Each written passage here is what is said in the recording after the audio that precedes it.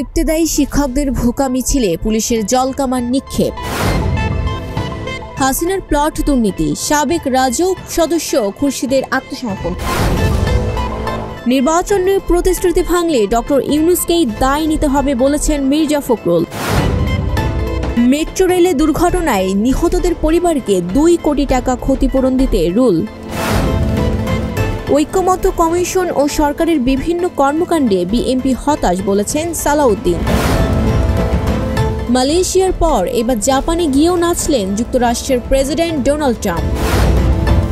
গাজায় নতুন করে ইসরায়েলি হামলায় নিহত বেড়ে 100।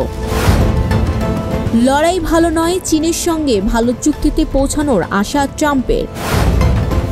বিজয়ের সঙ্গে বাগদানের পরেই যে পরিকল্পনার কথা জানালেন রশ্মিকা।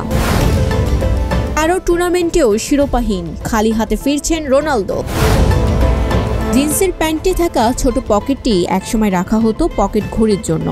19বিংশ শতকে কৃষক ও শ্রমিকরা কোট না পরেই কাজ করতেন, তাই ঘড়ি রাখার সুবিধার জন্যই তৈরি হয়েছিল এই পকেট। অন্যদিকে কোটের হাতার বাড়তি বোতামগুলোকেও বলা হয় সার্জনস কাফ।